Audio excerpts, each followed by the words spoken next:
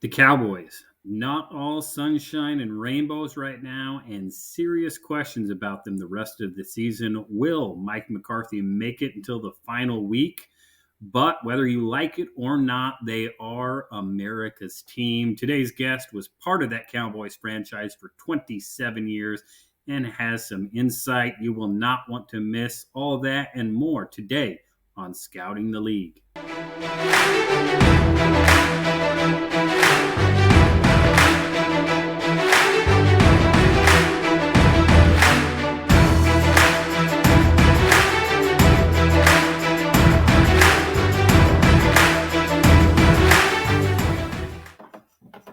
Everyone, and welcome back to Scouting the League. The Cowboys, going to be a fun topic of conversation today. Maybe the most polarizing of all the franchises in the NFL. I think you either love them or loathe them. And even the fans in Dallas will sometimes loathe their team, maybe right now. But it just sounds like that is a fan about anywhere in the NFL. Fan bases in Las Vegas and New Orleans perhaps happy this week as both organizations made some changes. Dennis Allen out in New Orleans after 7 straight losses. This most recent one to that Panthers team we've talked a little bit about. And the Raiders, they let go of offensive coordinator Luke Getsy, quarterback coach Rich Scangarello, and O-line coach James Craig as they really got run off the field in the second half by the Chargers. That Raiders organization that is looking for their franchise quarterback still has needs in a number of places. It's going to be a rough go for them the rest of the way. So here we are, the first week of November, and there are 2 head coaching vacancies and a number of coordinators, staff turnover that's yet to happen. The Jets, however, on the flip side of that, got a big win under Coach Ulbrich and remain in that AFC race. Perhaps there will be both coaching and front office change there. Perhaps not. Only time will tell. To focus in on one of those spots today, we do have a man that knows Dallas. We will get to our guest, Tom Ciskowski, in a moment. First, make sure you head over, like, subscribe, share this podcast wherever you are tuning in. Apple Podcasts, Spotify, or YouTube. Plenty of ways to hear what we and, more importantly, our guests have to say. A really cool video aspect for Tom today, so make sure you go check us out on YouTube. We want to continue to bring you the insight into the scouting world. That's what me and Neil love to do. And as always, Neil Stratton along to help steer the ship. He is at Inside the League. Make sure you go find Neil on Twitter, sign up for his Friday wrap, and make sure you give him a shout out. I am Rodrik David at RightStepADV is where you can find me. InsideTheLeague.com, RSAFootball.com if you want to head to either Neil or my website.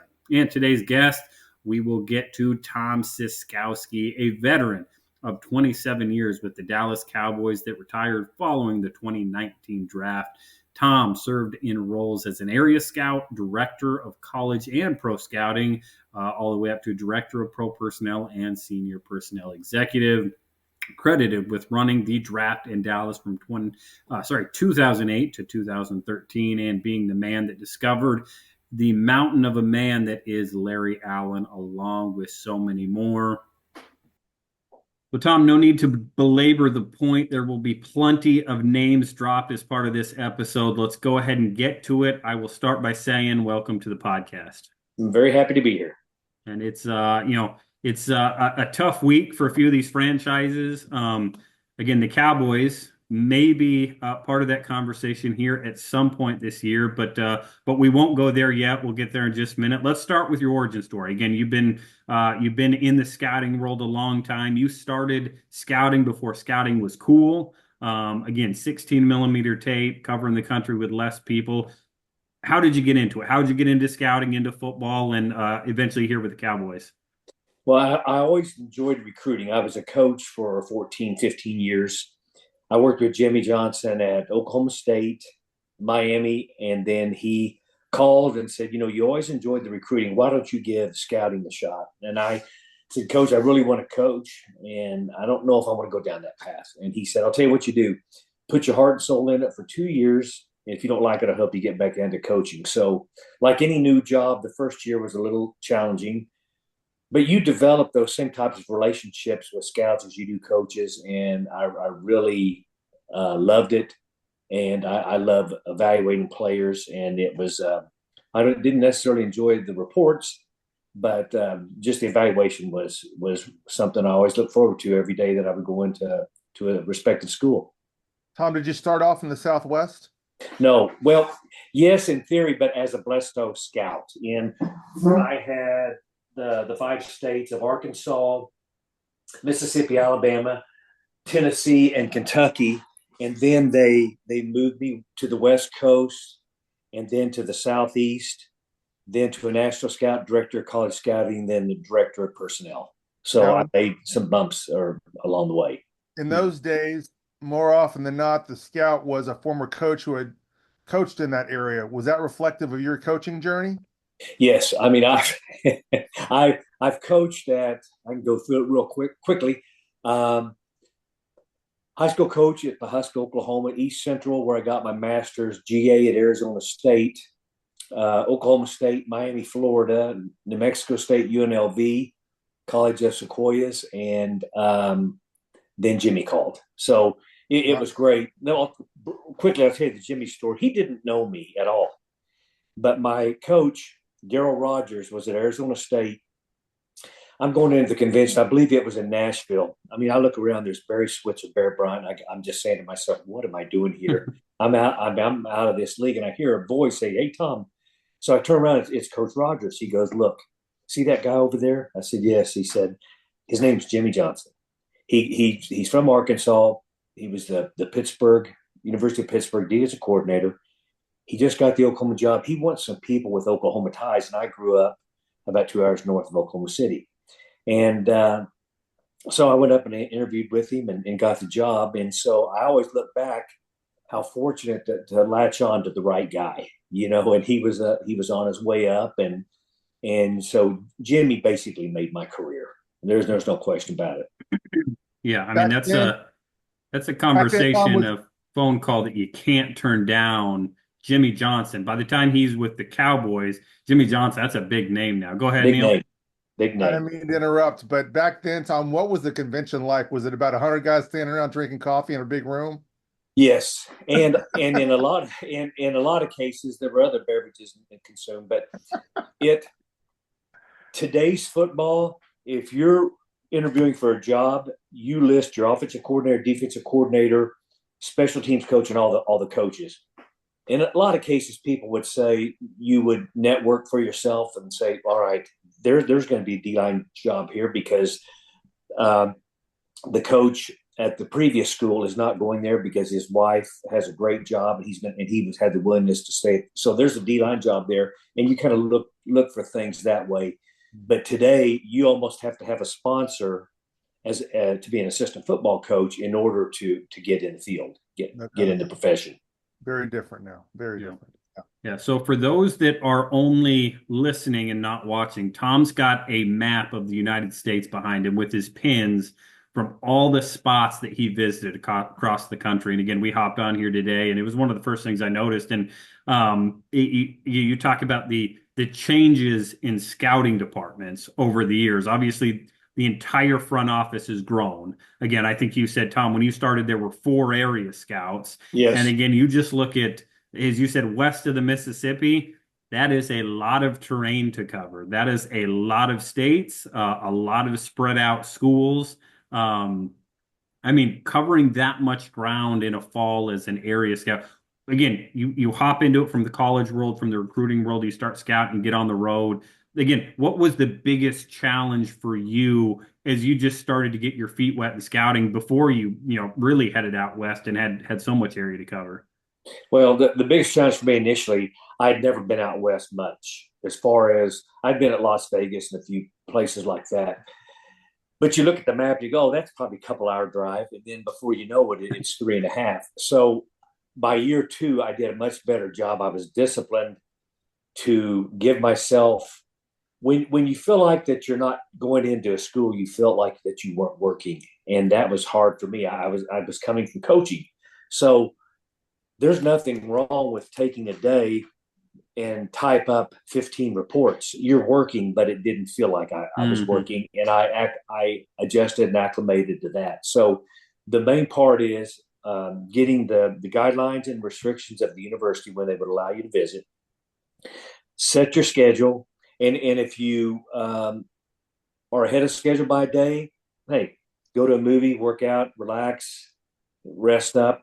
But I think I did a good job of just staying disciplined to hit every school, and I knew that if I did that, I could comb my area. Yeah, yeah. That year one to year two, again, your restrictions as we talk about what the schools allow, again, and then knowing your area. That year one to year two, for me, I know was huge. Again, the first year, again, you're probably trying to keep your head above water. You're blitzing it to get to every school. And then that second year, that much more comfortable with it. And again, I think that probably goes for most road area scouts is getting through that first year without drowning is a challenge. But again, that's the way so many people cut their teeth, and so many franchises do it. Is, hey, head out there, get on the road, figure it out, and again, sink or swim. We'll know what your job status is going to be for the next year. Yes, for sure. Tom, what was it like in those days when there were 3 and 4, maybe 4 and 5 man scouting departments? The idea of scouting as we know it today was not something that college coaches were used to. Were you well received at every school, or were some schools kind of like, what are you doing here? Well, it's like, I think it holds true today as well. Some schools are great. Believe it or not, I've told this Nick Saban story before. They're playing Auburn, and it's Thursday before the Auburn game. Now, Nick had been with the Houston Oilers, Cleveland Browns. He understood what we had to do, and he didn't care if you were there or not. He knew you were there just to grade the tape. And in a lot of cases, former coaches that are scouts, they just wanted to get their work done. They weren't there to skunk anyone. And a lot of the younger guys who had maybe never coached, they wouldn't understand various coverages and things. So it was just school to school. Jim Sweeney, Fresno State, was outstanding. There were others out west that weren't. But if you were, again, I said earlier, disciplined about scheduling, and you just had to, I call it a resource, a source, whatever you want to call it. You had to have one guy that you truly trusted at that school. And they can give you the company line on all of this, but this guy will tell you, hey, stay away from him. And I'll never forget, I saw this tall, skinny kid at UCLA. Bobby Field was the defensive coordinator for Donahue. He said, you better pay close attention to this guy. I go, this guy looks like a wide receiver, and he is a linebacker. Well, it was Donnie Edwards. And Donnie, that's what you've got to know geographically where you're from. If you're grading a Texas kid, went to Texas high school football, they might not get a whole lot better because they started at a young age. Mm-hmm. You go to California, there's other things that the kids are involved with. So I saw a skinny kid, but he had one thing that Jimmy liked, and that's that he could run. I gave him a decent grade, but probably not as good a grade as I should have. And the Chiefs took him in the second round. That they can get him bigger, stronger, but he could run, and he was a Pro Bowler a few times, I believe. So you just have to understand the sources and the people that you truly trust. Yeah. Yeah, absolutely. Well, again, in addition to scouting over the years changing, you were part of a front office that is even today still kind of unique in terms of its setup.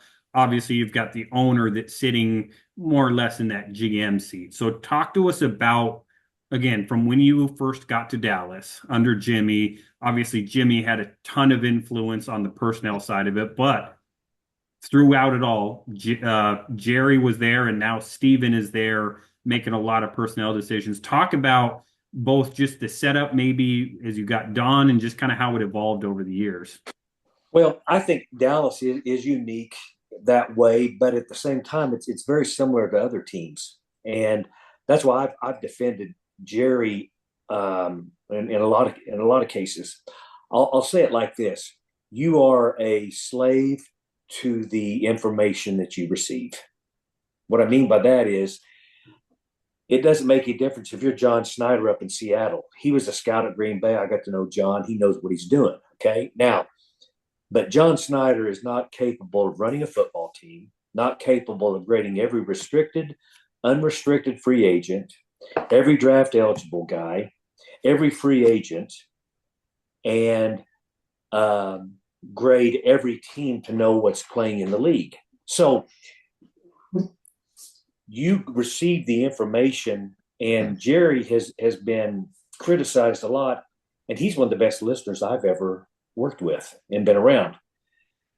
He'll listen to what people tell him and then make a decision. So I guess the best way to say it for any general manager, if the information is good, then and you sort it out, you could be in a position to make a good decision. And Tom, did that roll like? for? Go ahead, Neil. We all know, or at least perceive that we know, the story of the friction between Jimmy and Jerry, and then when it all kind of came to fruition. But that had to have been a major transition in the war room as well in the draft, with regard, Jimmy being a major voice there. And then my perception, at least, is Jerry kind of displaced him in that process. Is that accurate? And what was that transition like, given that it was such a sea change in the franchise, not just Barry Switzer, but also on the scouting side?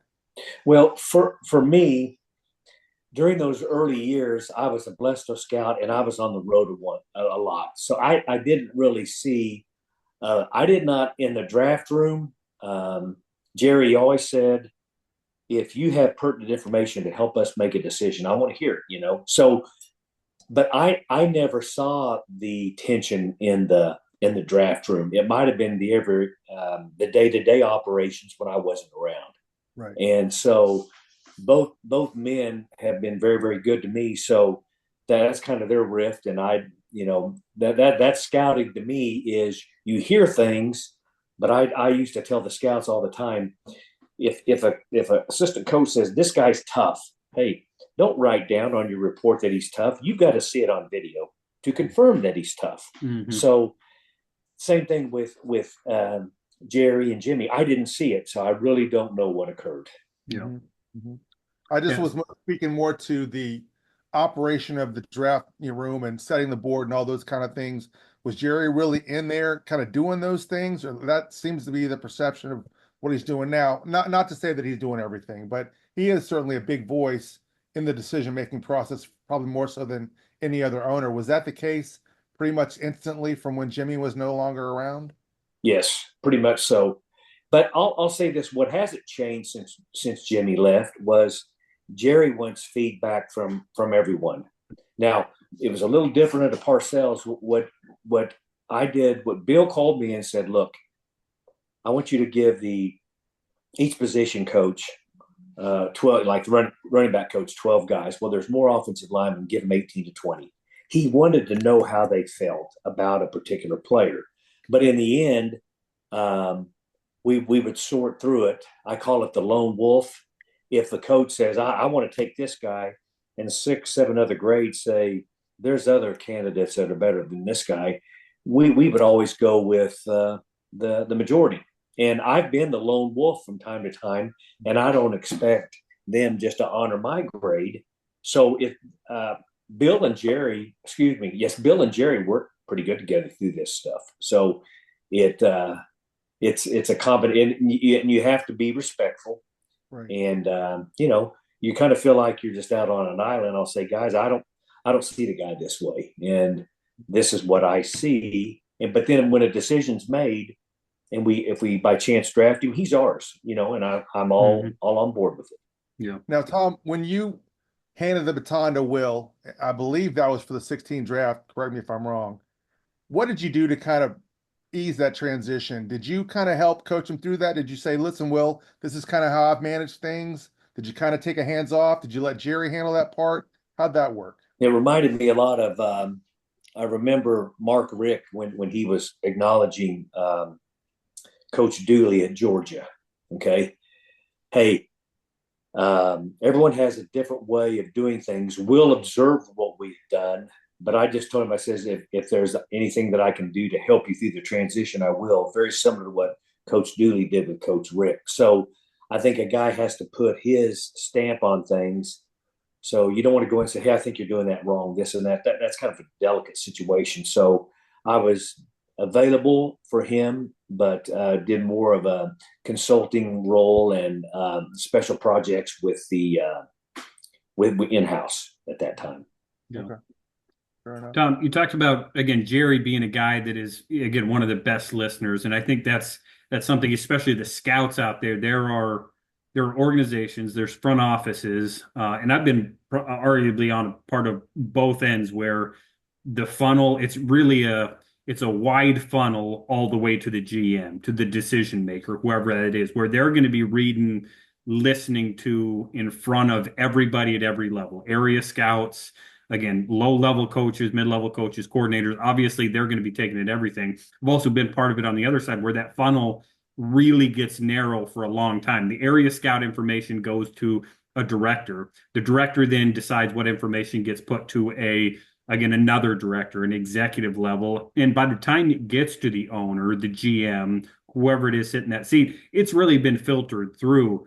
Did you, again, as Dallas grew, and again, you go from a 4-man scouting staff to, again, 15, 20 scouts, reports, again, everything coming in. Was Jerry still really getting through everything? Was he listening to everything? Talk about really what that process was like. And again, how did you keep the voices where they needed to be for whatever information you were going through? Right. And yes, he would listen to everything. Basically, the protocol for that, the area scout would get into talking about character, his work ethic, this and that, and then his grade. Then if the national scout or the director of college scouting, another scout went in there, had something, you've been in the meetings, why do you want to hear 3 or 4 guys repeat the same things? Right. So I would just say, to our guys, look, if you're talking about a character, if you have something on about a young man that wasn't reported, we want to hear it. That's fine, but get into the nuts and bolts of whether you like him or you don't like him. So yes, it's filtered through. And the interesting thing that I spend a lot of time with the Joneses talking about this, and I think that they respected this view, and not that we doubled down on his grade necessarily, but I think they kind of planted a seed in their head. I said, look, you've got a coach. You got a coaching change here. You just hired this coach. I've known the coaches who are very good on the field, but they're not great evaluators. Mm-hmm. Okay. Now you have an area scout who's been an area scout. He just wants to be his own boss on the road. He doesn't want to be a director. He has great contacts out there. He has a buddy that says, see that wide receiver right there? He's just a sophomore, but this guy is going to be something special. So it's natural as you finish grading all the guys, you're watching that receiver. And you know everything about him, you know about his work ethic. You talk to the strength coach, you know about how he prepares before a game. So the area scout has so much more information. So now you've got the area scout, you've hired a position coach. He has an opinion on a player. I always valued the guy who had more exposure to the player than the guy who didn't. Mm-hmm. And I left the Joneses, and Jerry said, rather than 8 grades, all right, let's just average them up and put them up on the board. No, I think you have to really take into account the guy that knows him more than the others in the organization. Yeah. Yeah. It's such an interesting element of the way scouting staffs are being built today, largely. Again, you talk about those area scouts and really scouts in general, that they want to be on the road.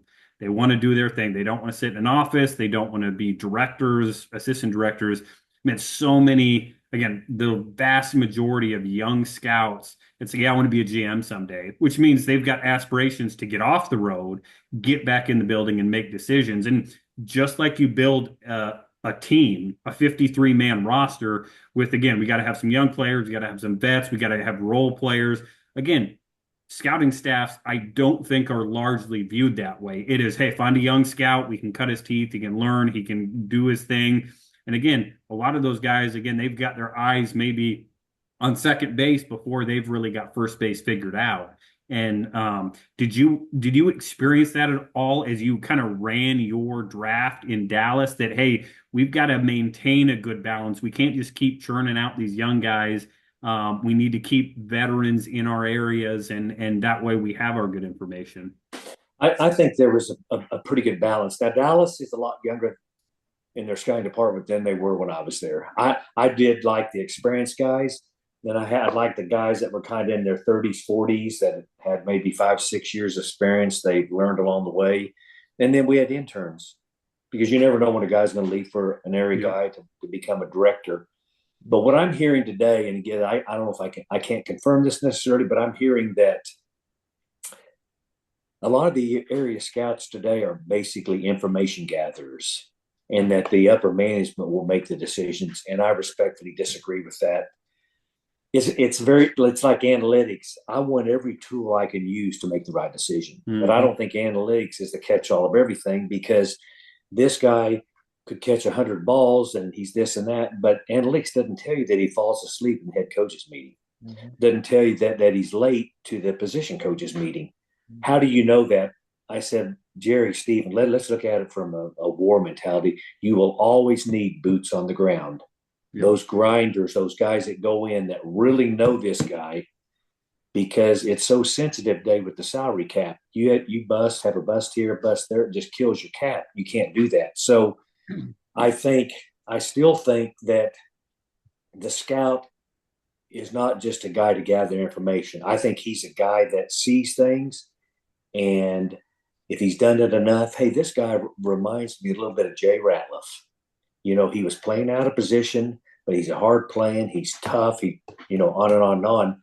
Where a guy in house, he just looks like another guy. You go, oh, this guy hadn't played the position much. He's all right, but you kind of have a vision for him when you're out there and you've built that little database in your brain comparing him to other players. Although no two players are exactly alike. Right. Yeah, the database of comparison is something we've talked about. It's something that, again, it just comes with experience. Again, and there's always going to be a spot for young players or young scouts. But again, it seems like more and more the older scouts, the veteran experienced scouts are again either getting run out. Again, there's change in a front office, and it's like I'm just going to go younger. Younger means cheaper. Again, it's something that we've talked about. There's a salary cap for your roster. There's no salary cap for how much you pay your scouts. And again, good organizations, again, you look at some of the premier organizations that are stable, that have maintained a winning way, regardless of who's the head coach, regardless of who the franchise quarterback is. It's like, hey, this is a stable organization. They are more than likely paying that scouting staff a little bit more than average, but their information's better, as you said. They're going to have conviction from those guys who have a good Rolodex of players for comparison. Because again, you're always, if you live in the fat part of the bell curve, if you maintain consistency, again, that's all going to typically lend itself to more hits than misses. And again, you see examples of NFL franchises who are stay true to that. They're probably your winning franchises. I think there's some organizations that are maybe trying to get back to that. And then you've got some that, again, it just seems like they're grasping at straws, trying to cut costs where they want and where they can, and wonder why their results are the way they are. Yes, I'd like to lead up on something on that. I believe that people have made scouting harder than what it should be. I had a phrase: "Trust your eyes." Don't Mm-hmm. You'll hear this guy's a SEC All American, this and that. But I said, you know what? Hey, the guy at Colorado State's better than he is. Yep. Just trust what you see. And the guy that helped me a lot, Neil, you might remember him, Walt Jaworski. And Jerry bought the team, but he kind of gained a lot of strength when he wrote the report on Emmitt Smith, and it's been in a lot of articles out and about. He said, you draft this guy, you'll forget about Tony Dorsett. Is that right? Yeah. And you draft this guy. Walt said, break it down 3 ways. Can you win with him? We're looking for winning Super Bowl teams. Okay, is he a starter for a Super Bowl team? Is he a backup? Meaning he might be that third tight end, but he's just a war daddy on special teams. or he could be the guard that can play center, and he's got enough length. If you had to, he could get you out of game at tackle, but he's a backup. And then you have your specialists, your kickers, punters, and returners. So he says, when you go into a school, if you can't put that kid in one of those three categories, you don't want him. Yep. And I don't care if Tampa Bay takes him in the fourth round. Who cares? Who cares? There's three categories for winning football: starter, backup, and in a special spot and a specialist. So once he did that for me, it really helped me glue in on what it could be. And, not every player is going to be Deion Sanders at corner or Darren Woodson at safety, but there's Lawyer Malloy's, there's other guys out there you can win with at the respective position. So it really helped me. And it's not that I still grade the others, but I'm very brief. He's a priority free agent. He's in the next level. We called it Dallas free agent, then basically emergency free agent, because you might need a body at some point. Yeah. And it doesn't mean you're always right on either side of it. But again, you play it. There's an element of playing your percentages. And again, this guy is going to. I feel strongly that he's this. And again, if he beats the odds for another team, great. I'm still happy we took the player we did, and that's, again, hindsight 2020. Tom, looking at the last 14 drafts, just first rounders, half of them are either defensive linemen or offensive linemen. Is it fair to say that the Cowboy way is to build the inside out? I always have believed, start with your quarterback, and then you build it from the offensive line. Parcells always said the offensive line and defensive line sets a tone for the team. And you'll remember the days when Aikman was a rookie. I knew he was going to be pretty good because he about got killed. I mean, the guy was tough, but we knew we had to fix the offensive line. So we drafted Stepnoski, drafted Larry Allen, and Tony Wise did an excellent job of. People didn't think Newton or Tuanay could play, and they did. And then you had, and then we had a great offensive line and put a hat on hat and could run the football. We had guys up front on defense that could stop the run, and it's pretty good formula to win in the league. Yeah. It's one of the things that drives me crazy, Tom, with some of these young quarterbacks who are very talented and have a lot of room to grow. And then I look up and I see like 45 pass attempts. Like that's not a formula to win with a young quarterback. Really, you can make the argument any quarterback, you don't want 40 plus pass attempts, but if you got a young developing, but hey, build it with an O-line and be able to run the ball. Even if you got to find different ways to run it. But again, that's a whole different conversation, on drafting, developing how you want to run your team. You mentioned a guy there, a behemoth of a human being, Larry Allen. In today's world, those guys by this point in the season are probably somewhere on a rate. They're on an East-West list. They're on a Senior Bowl list. Scouts have been through there. Again, Division III guys get noticed. JUCO guys, if they're balling out, are getting noticed. Again, back when there was, pre-internet, pre-38 scouting services independent of the teams, again, finding guys like Larry Allen at small schools was a completely different thing. How did you get there? How did you put eyes on Larry for the first time? And talk about what that scouting process was like for a guy that was really such an unknown. Well, you had to respect the process, and Sonoma State had a guard, or excuse me, had a tackle named Larry Allen, so I had to go by there. I don't go in with a preconceived note, all right, I'm going to like him or I'm not going to like him. But when I saw this guy, I called Lace when I said, there was a guy at Southern Cal had another guy, but the Vikings took a guy named, I'll think of it in a minute. But anyway, I said, this guy's the best guy on the West Coast. Oh, Todd Stussy. Mm-hmm. And he was a good player for the Vikings. Mm-hmm. But I said, the best player out here on the West Coast, I don't know about the rest of the country, is this guy from Sonoma State. And Lace, well, I can't use the words that he said, but he basically said, you're out of your mind. So if you remember, in the old days, the East-West was just a notch below the Senior Bowl. Mm-hmm. And a lot of guys would play in that game. We'd see them in the lobby on Sunday morning. their shoulder pads, helmets, and they were heading to Mobile for the Senior Bowl. Well, it was truly East versus West. And Larry Allen gets out there, and there's Penn State, there's Ohio State, there's Notre Dame, there's Michigan. And he's not just blocking, he's just placing those guys. And Lacewell goes, holy smokes. Man, you're right. I like this guy. So we brought him in, started talking with him. Well, we interviewed him at the combine. They said, we can't draft this guy. I said, guys, watch. I always say this, watch the tape. He's shy. He's smart. He's instinctive. Let the coach spend some time with him. 15 minutes is not enough to make a determination. So HUD got with him and said, this guy is really good at learning and this and that. And Lacewell said one of the biggest mistakes he ever made was not taking him in the first round. We got him in the second. Yeah. Mm-hmm. Did you, Tom, when Lacewell gave you that initial reaction, were you taken aback? Was there any bit of, maybe I shouldn't trust what I saw? Maybe I'm wrong. Maybe this is crazy to be. I don't know if some of them mistake was a D2 or what they were, but I mean, at that point, are you like, man, am I sure about what I'm saying here? Am I going to lose stock with Larry if I really push this?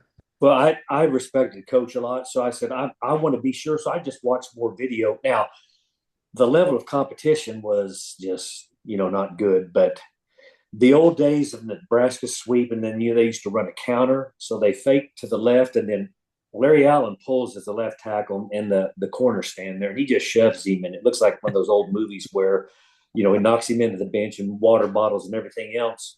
Linebacker comes over the top, he chips him, and then he just runs over the safety, and then he's leading him down the field, and he's running faster than the running back. And I'm going, I don't care what level you're on, this guy's 320 pounds. He can do it. The story on Larry that I told the Joneses is when they started Proposition 48. Do you remember that? Yeah. I think they should have grandfathered that in. There's no way at the end of his junior year, they said, all right, it's got to have the core classes in math and science. That's unfair for a kid. So Larry didn't have the grades. So he went to Butte Junior College, and he didn't want to. And even at that, his grades weren't great to get in there, but he could get into a D2 school, so he went to Sonoma State. Right. But I was told he wasn't a kid that people didn't know anything about. If he'd have been a year younger, he was going to Southern Cal. Wow. Yeah. Yeah. Again, it just shows that day and age difference. And again, you still had time to do work, but again, it's just the microscope perhaps that a guy like that would be under. Again, you think about the Quinn Miners, Ben Bartch going down to the Senior Bowl, where those guys, they weren't just commodities come the springtime, come true draft season, but they were, man, it was hard to turn anything on and not see Quinn Miners' belly hanging out. And again, he leaned into that personality, but again, you're just talking a completely different time and having that conviction on a player. And again, I loved what you said, because it's what I always go back to. And again, there's PFF numbers, there's articles, there's all-star games. Go back to the tape. Go back to the tape. If you're playing at Sonoma State, if you're playing at Division III, Division II, even a MAC school, put on the tape. You better be just that much more dominant. You better show me those traits every play. It can't be some of the time at that level. It's got to be every snap. You just show up, you look the part. Again, obviously, you just stand him next to guys, and it's like, yeah, that guy's an NFL offensive lineman. That's a good spot to start. And again, he sticks out. Again, I tell guys, Division III, I better be able to look at the Division III without knowing whom I'm looking at. And again, I better be able to see the NFL player if that's what you think you're going to be. So again, going through the year, obviously Larry Allen, a special case. Who were some other guys through your years that, again, maybe again, you were the lone wolf on them, you ended up being right, being wrong, or just guys that, like, man, it took me 5-10 snaps to put this guy on, and I was like, yeah, this guy's going to be a Cowboy. Really got you excited. Well, I'm trying to think back on that. A lot of times there were guys that I'd go the other way. I wasn't as high on some that maybe other people on the staff were. And I think you get caught up in a workout and things like this. And I said, football's not played in shorts. You got to be really, really careful. I had seen Urlacher, and everyone was going back and forth.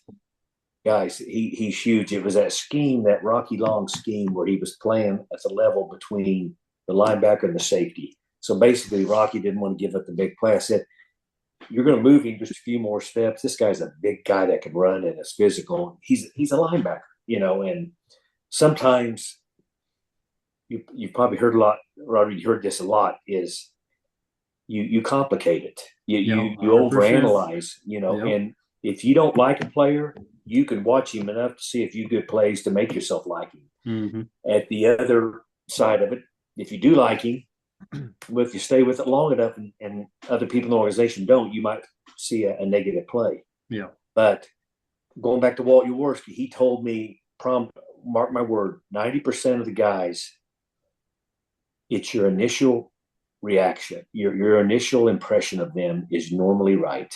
Yeah. And but what I always try to do, if there's a player from A&M, let's say Texas A&M, and they're playing North Texas, I'm not going to watch that game. At the time, I'm going to watch Oklahoma, Texas, and Texas Tech, others. Good competition. Yep. And I think young scouts get caught in that. Yep. And then they make a highlight film, which I don't like. Right. If you're going to do that, make a profile tape. Yep. This is what he can do. Then show some negative plays. We have some areas of concern, but I think we can clean it up and then finish up. So you get a true look at what the guy truly is. Yeah. Yeah. Again, find those deficiencies. Hey, which of these deficiencies can we coach up? Which of these are just going to be part of his game? Again, you can't rip a guy's arms off to make him longer, but hey, can we make his first step a little bit better? Can we adjust his angles a little bit? That's, again, 100%. We talked about, December time sometime. Again, your film grades in. It should take an act of God, GM or owner, really to get that grade to move a whole lot for anybody at any level. Again, that grade on your fall tape is really going to be what makes a difference. Any of those grades that really adjust for everybody through the spring process, again, for me, that's a red flag. Again, when you really start changing it off pro days and underwear workouts and all that kind of stuff, because again, it's about what they do on the film between the white lines. Mm-hmm. Absolutely. Tom, you probably don't want to brag, and that's one reason why you're not bringing up the smaller players. But there are two players that were not highly touted that did a lot with the Cowboys: Tony Romo and Dak Prescott, who's with them right now. I'm not necessarily saying that they were Aikman-esque per se, but you're talking about a guy that won a lot of games, started a lot of games, that came from a day 3 background. Why is it so hard to evaluate quarterbacks? And what did the Cowboys do differently to make those guys into, frontline starters in the league? Well, I think you'll hear scouts talk, well, he's a system guy. Well, everyone's a system guy. You're playing, Troy Aikman played within Norv Turner's system. The Romo story was very interesting. We thought we were going to lose him to the Broncos, but Sean Payton went to Eastern Illinois. But we're at the combine. I don't know if you recall one of our scouts, again, an experienced scout. Jim Hess, the late great Jim Hess said, boy, he was telling some people, who's that boy that they just invited to throw that ball? That boy can throw the football. And so started evaluating it a little bit. And it's a weird thing. I think we had him like in the mid rounds, but for some reason we didn't take him. And it was, but anyway, then Sean got involved and, said, hey, you got to come here to Dallas. And they were Eastern Illinois buddies and everything like that. So it worked out well. Then Prescott, I don't know. I'm leading up to, if you recall his rookie year, we ran the football effectively with Elliott, and then we play action pass. And I always kind of scratched my head about this through the years. I heard someone say, now we can expand the offense. And I wanted to say to myself, well, why would you, what do you mean expand the offense? it's what the Lions are doing today. Right. It's what Troy Aikman did today. Don't don't try to make Dak Prescott Tom Brady or Troy Aikman, whatever. He's a good quarterback that if you use the right system with him, don't give him all that flexibility to try to get out of this play, get out of that, just be effective running the football and play action pass. So I remember in that process, God rest his soul, Wade Wilson liked him, but the guy that really liked him the most, I believe, had the highest grade on him was Scott Linehan. Okay. And so then at that point, let's see, Linehan was a coordinator, Callahan was a coordinator, then Garrett kind of called the plays, and now Kellen Moore, and now Mike McCarthy. So I'm not saying necessarily that any of those coaches are bad coaches because I don't think they are, but I'm just sometimes wondering if they lost sight of, all right, what is really effective with him. And I don't know what about this injury coming up, but one thing, again, the scout's always in me. When I watch him escape from the pocket, and maybe it's since that leg injury, he doesn't appear to be as fast as he used to be. He's still stocky and can take a hit and thick, but boy, he had some quickness and suddenness early in his career. But they all get old. Yep. They all get older. Father Time is undefeated. And again, it all goes back to what is your offensive scheme? What is your system? Again, it's everybody's a system quarterback to a certain degree. I remember I did a cut up on Jimmy Garoppolo, again, another small school guy. The thing that was hardest to evaluate on him was such a small percentage of his passes went past 5 yards. He didn't, again, I believe Eastern Illinois didn't throw the ball down the field. So again, it was hard to evaluate the system on him. Again, you do all your character work, you watch the ball come out of his hand. But again, the great vast majority of his throws were less than 5 yards down the field, quick games, screens, underneath stuff. And again, it's the same for any quarterback. You think about the guys that came out of Texas Tech. You think about, again, Brock Purdy coming out of Iowa State, another guy that, again, with any of these guys, if you can run the ball, you can run your system. Are they a fit in your system from an IQ, from what you're going to ask them to do? Kyle Shanahan, he's going to be committed to run the ball no matter who the quarterback is, and then we're going to work in whatever boot, whatever drop back, whatever we can off of it. And as you expand that playbook, again, so many times you end up asking quarterbacks to do things that are in that deficiency category, or in that, hey, he's just a sufficient trait here. We can't live and we can't rely on that day in and day out. Dak is never going to be Tom. Dak is not going to be, again, other guys that, even taller guys, stature guys, comfortable pocket guys that can't do the same things that Dak does outside the pocket. So again, to me, it comes, again, you want to get cute on offense, you overanalyze, you make the game a lot more complicated than it is. Run the ball, you tackle, you block, you do those basic things. Again, you're probably going to win more games than you lose. Right. Well, look at Goff as an example up there at Detroit. Put him in a zone read system.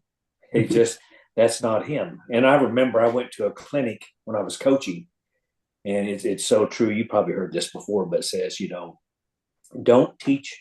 don't ask a kid to do something that he can't. He goes, that's like asking a pig to sing. You only frustrate yourself and the pig. And it really holds true. And I think that Detroit's got a little something going right now with their system. Yeah. They're going to run the ball. They got those two running backs, and they're real men. Yeah. Yeah, they are. They the are offensive playing line's pretty football. good too. Oh yeah.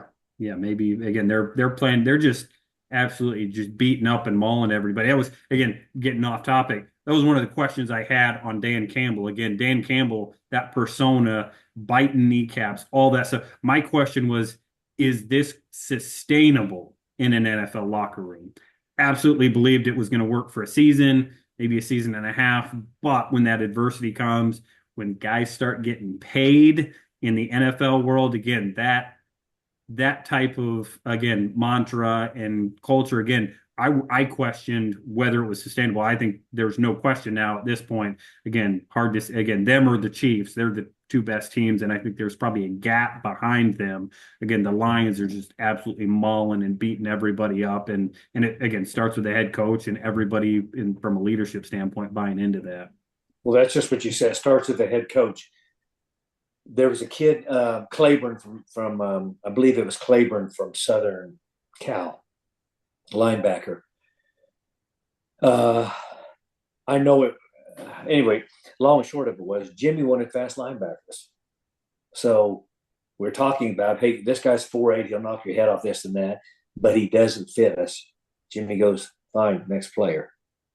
And I think if you have that communication with the head coach, you're not going to bring in to Detroit, I wouldn't think, an athletic tackle who's not tough. Mm-hmm. Dan Campbell will eat him alive. So they draft to match what their head coach wants. And I think it can be sustained because it's who they are as people. They don't want to embarrass themselves and get beat on Sundays, regardless of how much money they're making. Yep. But that's where that area scout, and, a lot of national scouts, directors of college scouting, were area scouts. So they have those resources and contacts to find out, hey, is this guy really tough? I was always a guy that asked a lot of questions. And I grabbed Dante Scarnecchia once and I said, because Jason Garrett introduced me to him, we kind of stayed in contact. His whole deal was mental toughness and love football. He goes, if they're, then I'll make a determination if they're a good enough athlete. Yeah. So when I saw an athlete that was a tough hombre, and this guy was smart and he was tough, he played 10 years. Mm-hmm.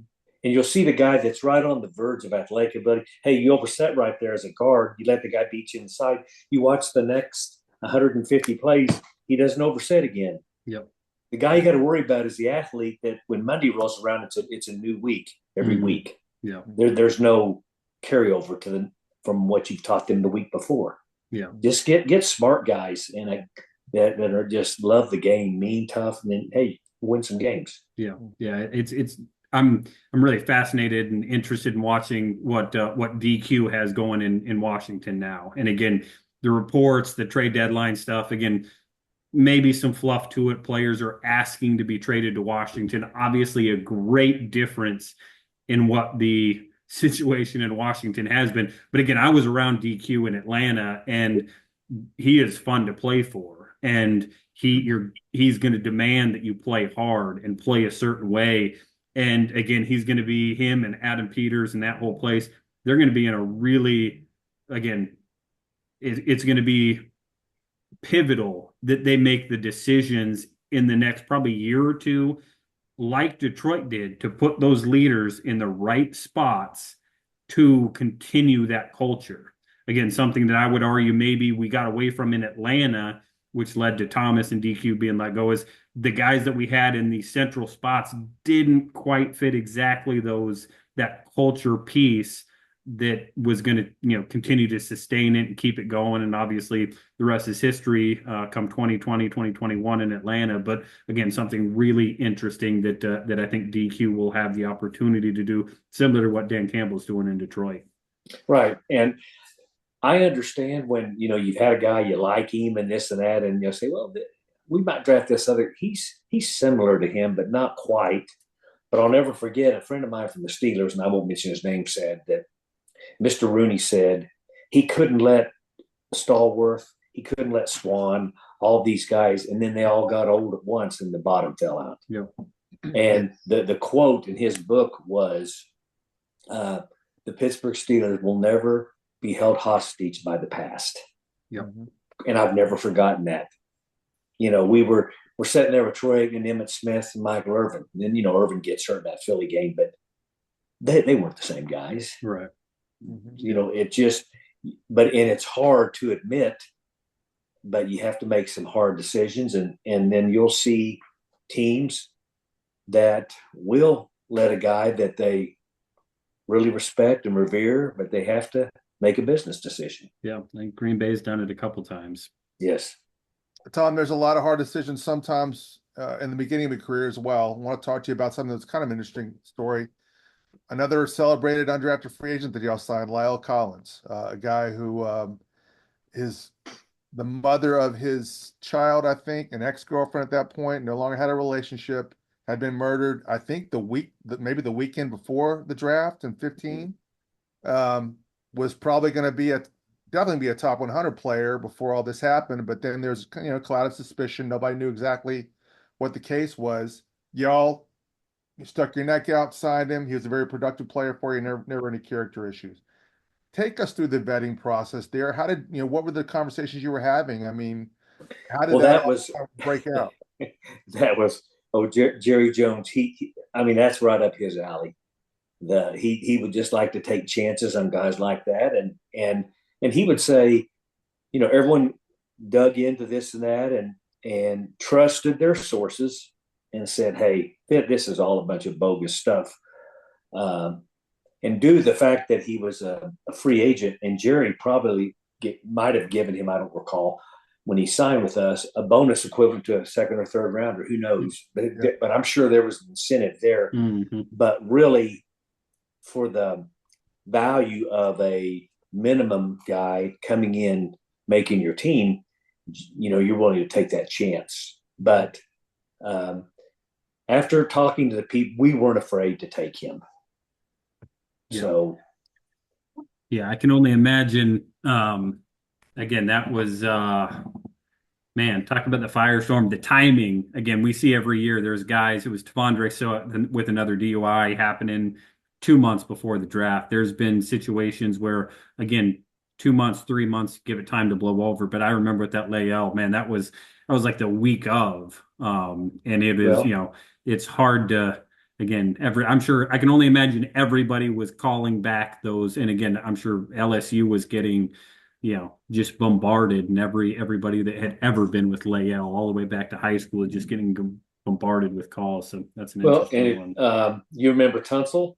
There was the Tunsil situation was so on draft night. Right. Yeah. So you have to, sort through it, and we knew Les Miles. Mm-hmm. He had been a coach for us here, and so it you have to trust the people that you built the relationships with. Yeah, trust those exposures. Similarly, Randy Gregory was a player who had a lot of baggage. It had some off-field issues, but again, a player who was very successful, very effective when he was on the field. How did y'all kind of go through that process, and how did y'all satisfy yourself in that he wouldn't be? And and obviously, in fairness, he has had a lot of issues off the field that kind of did affect his playing performance. Well, personally, I like Randy a lot, but I was one that it was kind of a mixed bag of everyone in the room and their opinions on that. But again, Jerry's not afraid to take a chance on a talented guy and get our support staff to help him. So, and he's helped out a lot of people that way. And but I think, I guess is an alcoholic's always an alcoholic, right? And I don't know, I'm not a doctor by any stretch of the imagination, but I just think that I think we knew that there were going to be challenges with him, right? But we thought the upside and what he could bring to the table would offset that, and Jerry was willing to take the chance, and he did some good things for us. Yeah, yeah. Again, he was a good rusher when he was on the field, and again, just like with him, with Layell, with all of it. Again, you got to go back, and again, it gives you a chance to recheck your sources. Again, hindsight's always 20/20. Again, the information I got, was it true? Did it pan out? Did it pan out the way we thought it was going to? Again, in some situations, yes. In some situations, no. That's one of the great challenges that, again, Neil and I have talked to a number of directors, former directors. Evaluating scouts is difficult. Both self-analysis, analysis from a team standpoint, from a director standpoint, again, from your standpoint, somebody that ran the draft and was really funneling all that information. Was there a way you in Dallas evaluated all the scouts that were a part of your front office? you talk us about that, and then talk us about how, again, my experience has been that it is done less than should be by a great wide margin. How can scouts that really want to grow, really want to be evaluated, and maybe you're a part of a franchise that don't do it, how can they self-evaluate and make sure, hey, I'm making the right steps, and again, not just justifying the decisions and the work I did based on again, some conjecture. I'll only share what I did. It was that little bit of that Tom Landry theory. A rookie, he's kind of feeling his way a little bit, and then he goes through a second training camp. And if he goes through a third training camp and he's not there, so that gives them enough time to settle in to who they truly are. Okay. So I don't recall whether it was after year 2 or year 3, but I think after year 3, I would have our personnel department just send me a spreadsheet of all the draftable guys by team. Okay. And then I could always pull up the scouts grades onto the side of it. Right. And basically after 3 years, we had a system, whether he was a red player, purple player, whatever. Then we also had a line, which was a line going horizontally, arrow up or arrow down. So if the line was going horizontally, it would tell me, hey, the guy basically is what the bulk of the scouts said. If the guy is going, arrow was up, he was better than our grade. The arrow going down, we undervalue or we might over evaluated him. And I did it with every scout. Like we had a scout who gave a guy a free agent, and then another NFL team took him in the 4th round, where everyone was busting his chops. And I didn't say anything, but I did bring it up later on at the following year at training camp. We don't know what these guys are until they play. Mm-hmm. Where they're drafted doesn't determine their value as players. Mm-hmm. Well, 3 or 4 years later, that 4th rounder got cut, and they tried to make him a player. He was big, could do a lot of different things, but he wasn't a football player. So in theory, this team was wrong. That scout was right. Right.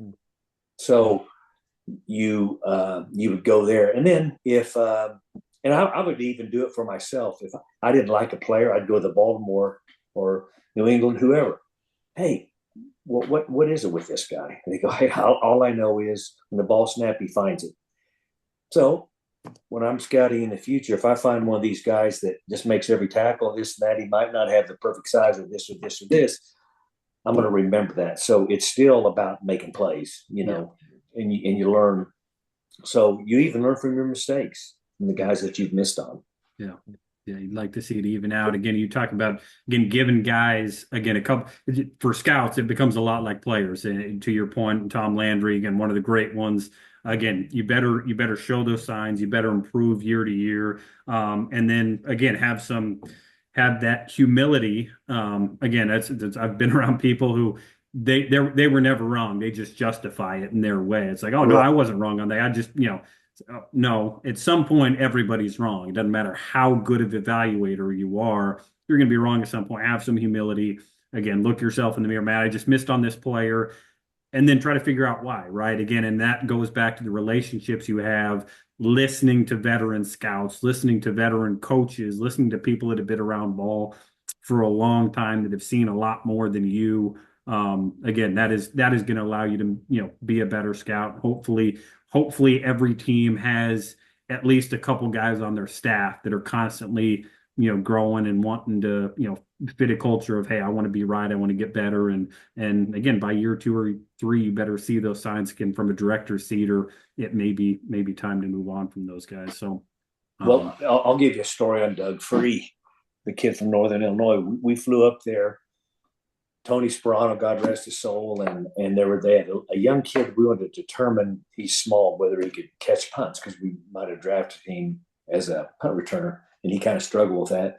But Free had an awkward, not your massive lower body, this and that, and some of the coaches said, well, what about this guy, this and that? And I said, guys, and the same thing held up in the NFL. When I'm an offensive lineman, I got to block that end, or I got to double team down and work myself up on the linebacker. I go, the only thing I say in football as an offensive lineman, watch the tape. How many times does his guy make the tackle? Mm-hmm. It might not be clinic talk. We'll say, oh, he had a perfect set. His hands were great, but his guy seldom ever made the tackle. He was a damn good player that I don't think ever got the credit because I used to call it ugly production. Mm-hmm. It wasn't the prettiest thing, but he got him blocked. Yeah. And so that's what I look at in football. But too much, the coaches you don't want to give them a guy they don't want. But at the same time, you have to trust what you see on film and what people are telling you. I had a linebacker coach once said, I've worked this guy out. He's a pretty good athlete, but he can't learn. I don't think he can learn. I said, well, maybe we got to hire his coach in college because that guy lines him up and this son of a gun makes every play. He goes, I'll teach him how to learn. Yeah.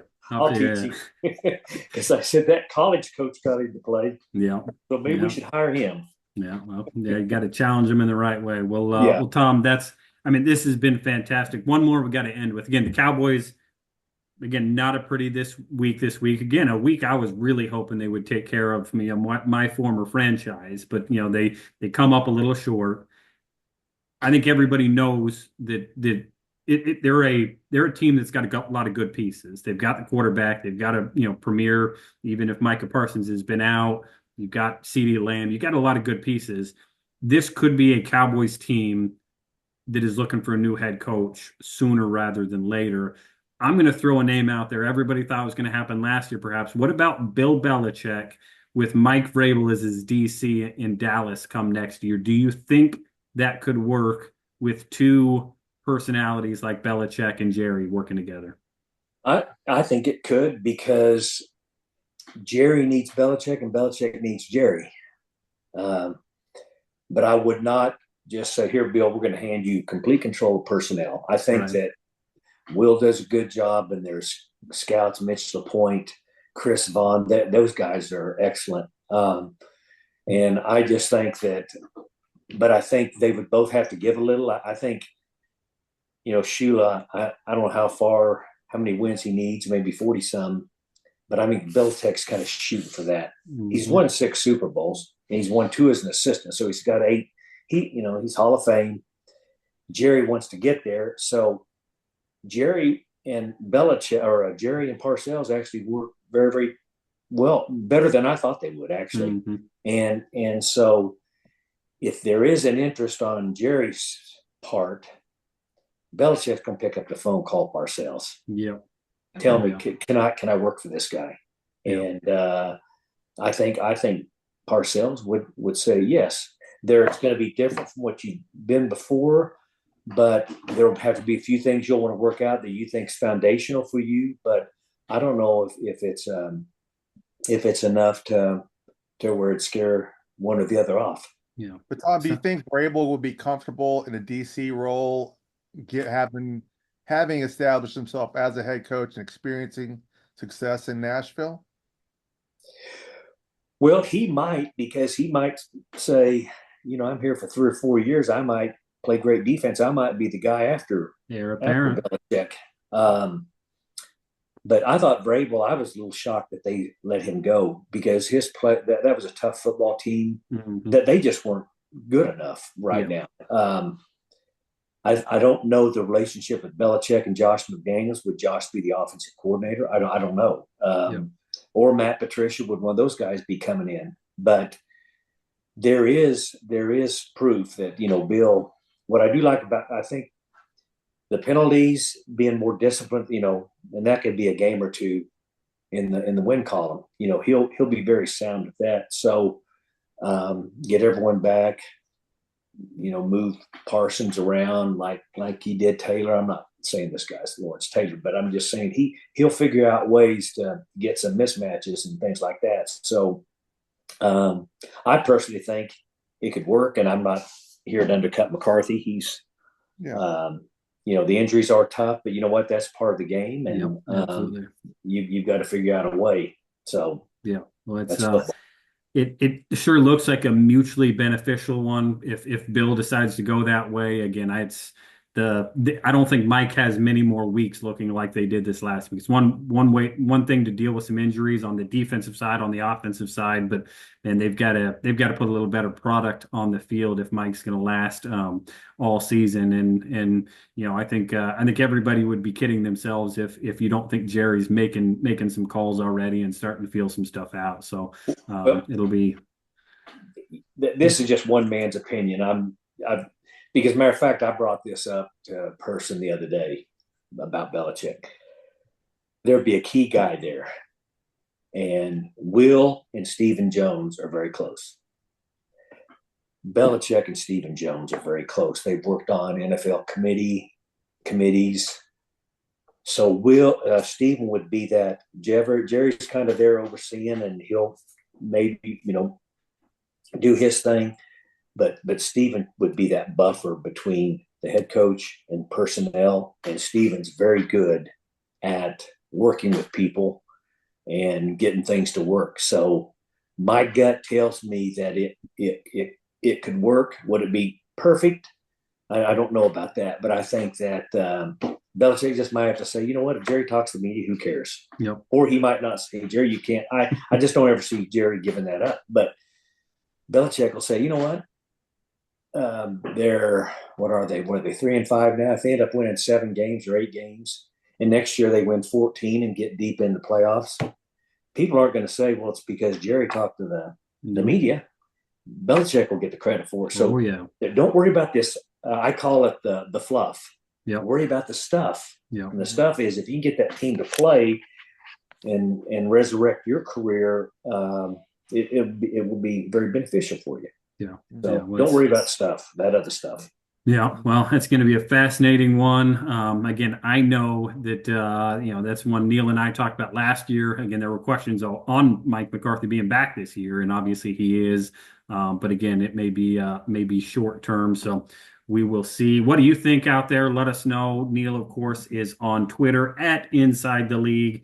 I am at Right Step ADV. Tom is the smart one of the group. He is not on social media, so you'll just have to send those comments through Neil or I. But Tom, this has been a fantastic conversation. Really appreciate you being on with us today.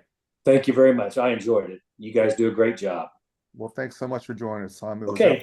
Agents, before we go, make sure you check out Agent Live 360. That is on agentlive360.com. We are offering a 3-month trial, 90 days, just $30 total. If you get signed up today, use code TRIAL90 at checkout. If you need a demo, let me know. I will walk you through it. Again, if you are an agent, it is going to be the most efficient use of your time and money to use Agent Live 360 for all your agency needs. So make sure you go check it out, agentlive360.com. Make sure you also mark your calendars for Neil's next book coming out prior to that 2025 NFL draft. And in the meantime, get your copy of either of his first 2 books, Scout Speak and Moving the Chains, both available on Amazon. They will be worth your time. Really excited as we get further along and closer to it, talking about that 2016 NFL draft. On the college side, Oregon, the #1 team in the country. I don't think there's any doubt about it. Georgia, ugly football, but they keep winning. Ohio State with a huge win for Ryan Day in Happy Valley. And Cam Ward, perhaps now the top of the Heisman pile. And I still make an argument for Ashton Janty. I know Travis Hunter is in there trying to make himself a case. But again, the quarterback down for the Canes, down for the U, seems to be kind of elevating himself. Keep on winning. He'll be hoisting that trophy come the end of the year. College football keeps rolling along, and for that and all things college prospects, we get the privilege of bringing back Dane Brugler of The Athletic, joining us next week for a players-focused episode. Not just who the top guys are at every position, but why. For scouts, perhaps the most complete scouting episode you will hear. We will get in depth. We will talk about splitting hairs, stacking boards, and why we see players where we do. That's next week. Mark your calendars, or I'd say even better, subscribe and have this episode ready to download. Football's fun. Players are fun to evaluate. Schemes are fun to try and figure out. Neil and I are here for all of it, and we appreciate you joining us as well. Stay in the game. Stay in the fight, and in everything you do, keep scouting.